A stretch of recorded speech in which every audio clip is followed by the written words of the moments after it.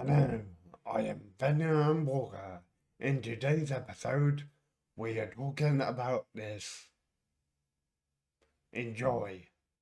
Episode 3, Series 1 of The Ring of Go. Got characters that we're never told in The Ring of Power anyway, if the orcs are actually immortal or not. I know in the books they're not, it's only the elves which are, but I I feel like the Urukai might be because of the Urukai are more elves, I think, and we got a name drop to Ada. Who is Ada? Someone in charge by the sound of it. Ada is immortal. It's so nice to see Numenor, but feel like this series will almost gloss over it way too much. My biggest issue with Numenor, the elves to a degree. They are, well, in my head, the Numenors are so much taller than humans. Like, and then elves are like even taller. Like, they're not giants by any means, 3 foot taller. Like in my head, elves and Numenors are almost Avatar. Like within my head. Maybe happening or I don't know quite how that would work out. And the whole numeral thing is so much shooting, amazing. Yeah, because I know you have a longer and nicer span. I feel like 500 years, because Aragorn is from this descendant line of the king of Numenor, but Asia, Gondor.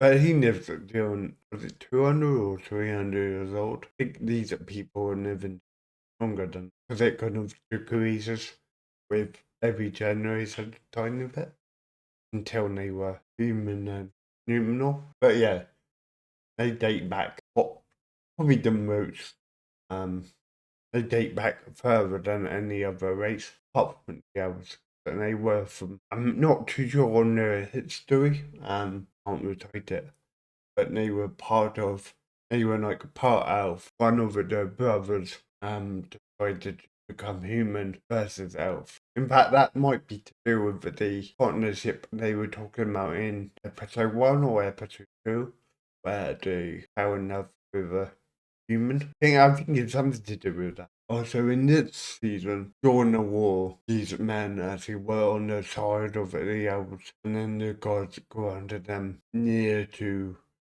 elven powers, if you like. I always love it when things are like this, like, introduce yourself. And it's like, not only is it a name, it's like a title, but because of how long she's lived, that was about 4 titles in one. It's like, okay, yep. You're important. I get you. I think it's interesting how this is a very different Grenadier to the one we've seen before. This one is a bit rash and a bit too red to fight, maybe. Bear in mind she's not really had to fight for 100 years, 200 years. Yeah, she seems a bit too red to be in conflict with versus a Halbrand who's a little bit more diplomatic at the but also she is quite high royalty, whereas he's like everyone. Just had seen it. I like the fact that you can't see her feet, but his feet, Halbrand, he's barefoot, which I hadn't noticed it. And I think she is too, but I can't quite see. I find that quite funny. And we know who that is going to be, don't we? Theodore! Eventually. You see, I know going into this series, I was a bit like, why are they beginning here when they could have began like, further back in time in order to get more of a story?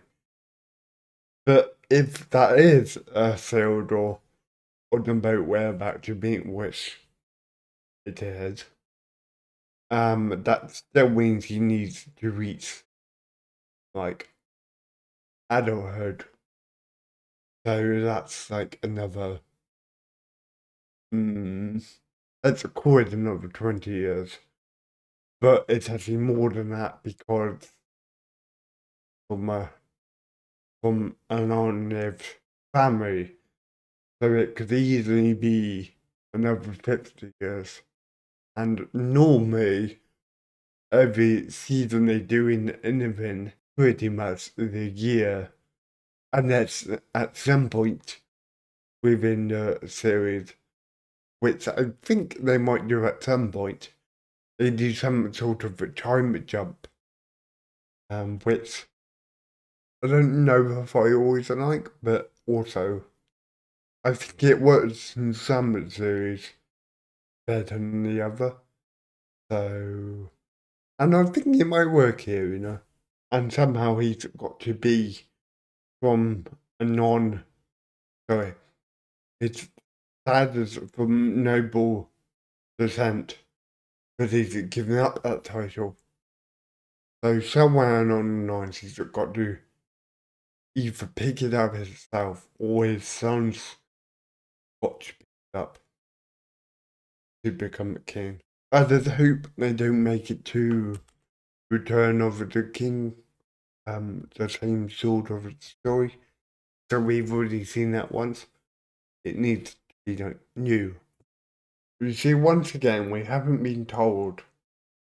Maybe we don't need to, but if Numenors, like how near they are to, and they are in this versus books, in the books, they're saying live much older, much longer lives, whereas in this, we haven't been told yet, but also I presume they're saying. I presume. Yeah, so if her great grandfather Jordan's elf. So I'm not sure if they are that. Yeah, maybe it is that. Yeah, I think now. And we got it again, a map. I do like to see a map. It just ground it with where we are versus we're here, aren't we? Yeah. I do really like a map. And also it's really far away from the mainland. So we need a ship. Can't do it in like a boat. Ooh, so that's interesting. The orc goblin, the bad guys anyway. Don't like the sun, like the sun physically hurts them. And I don't know if that's because like the ones from the Lord of the Rings weren't. So I don't know if that's because they've literally spent 100 years underground hidden. I don't know if it is that or if it's the fact that interpretation they just don't like it's done altogether. I quite like both. If I was against an enemy who I knew didn't like the sun, the next logical step would be they might be underground. Like they're hidden somewhere dark underground. Whereas if you don't know and they don't like the sun, they could be anywhere. I think I prefer that, but they're not. They're not all allergic to sun. It's the majority of them, and maybe if it is 200 years later, maybe some of them have never seen the sun, or maybe it's several generations have never seen the sun. That's why it burns. Yeah, that was a great scene because the Nazareth was so different. Like I can see why people don't like her. Like as in, it's very different from the Nazareth we've got previously. But also, as I said before, she's much younger and perhaps a bit brash. But no, I don't mind it because it makes sense. All the Numenorians are very much stuck on this island. They're quite safe, whereas she knows Sauron's still a threat, or someone is. So she's almost got this sense of urgency to get back to it. whereas no one else. See, something I quite like is that the island is really big. Like, I kind of thought on my first watch, it was only that city bit up there. Like, that wasn't the entire island. But actually, there's so much more. Like, wow, it's Hellbrand a bit bored. Well, that was a bit of a fight. Do you think Hellbrand is a little bit strong for a human? Definitely more strength than we've seen him before. Hidden strength. It's crazy to think how much information could be in that library. I get it, but also it kind of annoys me a bit. Gunadriel, I would spend like as long as possible in that room just reading like as much as I could. Obviously not stories or anything like that, but like actual important information because actually there could easily be something magic somewhere on how to like find evil or search out evil or some kind of spell. But yeah, from a story point of view, he wants to get back to Middle Earth. So I both, I don't know, get it, but also, really? Like, even if it was a week longer. I mean, I get it. The Queen Regent like wants rid of her as soon as possible, or to be thrown in jail. So I get it from that point. You try and be there, surely, with all that information everywhere. See, that's so important to the story. Two brothers. One decided to maintain being an elf, and one went for being human with a bigger with a with an longer knife. That's how the Numenorians came about. That's such a yeah, that's so good and interesting. Like as I say, I think this series maybe not as quick as some people would like with regard story point story elements. But that was so interesting, and it makes so much sense of why they like allergic to burn and the fact that they want to make a realm for themselves in order to rule better. Yeah, it seems funny how by a spy was working for around when Morgoth was. No. So I get it. See, I thought to begin with when I first saw it that someone wrote down the plan, but it wasn't. It was the spy spied at part of the plan of someone. Don't like Sun. And maybe by the time Lord of the Rings comes along, then okay with it just because they've kind of had it filtered through all that crowd through 2,000 years.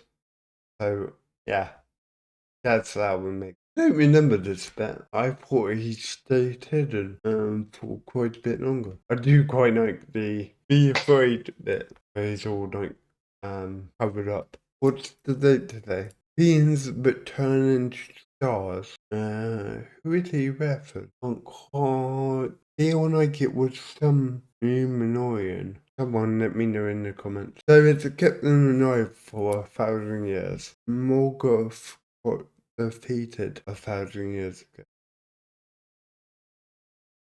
So, is that right? Yeah. Or are they saying they were alive before that point, but they didn't? Okay, I have a question. So they've now been put to the back of the QD traveling pack. Okay, sure, that's bad. And it makes it sound like they're destined to be never home because of that back.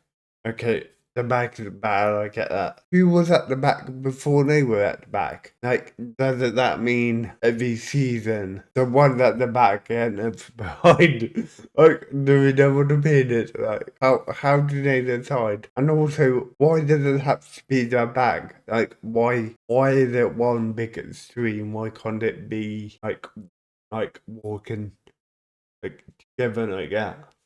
Like, I get someone would be a bag, but what's better that or like a single 9 going up?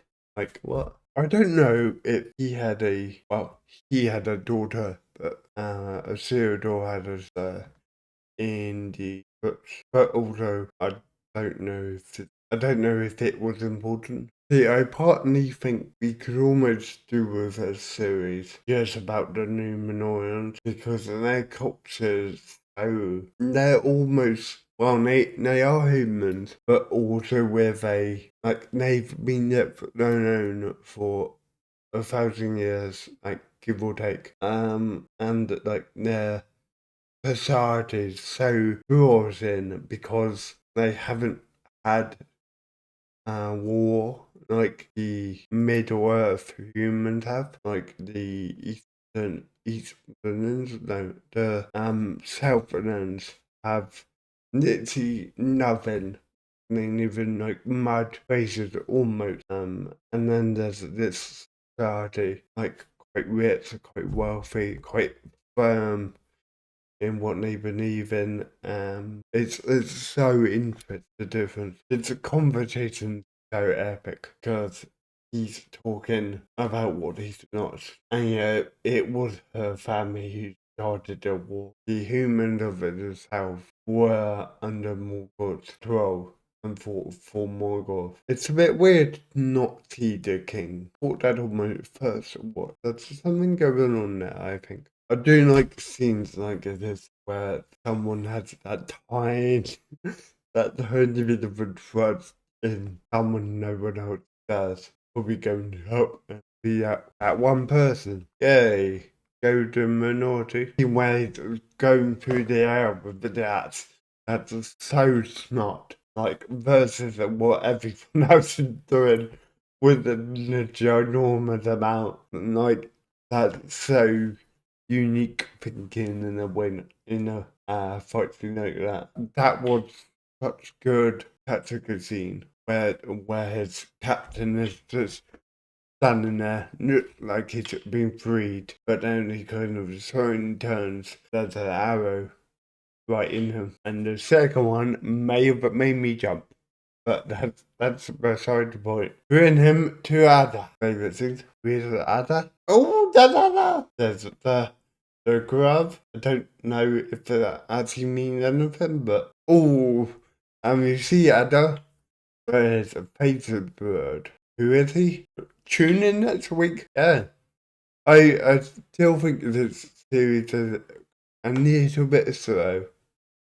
But also, I feel like that's kind of okay. Like, I'm okay with bits and pieces. It would be nice if there was a tiny bit more bits and pieces. However, yeah, there seems to be a lot of fillers, and actually, after rewatching it, it seems like a very straightforward series. And actually, I think it is. I think it's quite an easy watch to begin with. I think it gets slightly more tricky to watch. Maybe season 2. But yeah, that was good. Enjoyed that. Thank you for watching my videos. If you like what you've seen, don't forget to subscribe.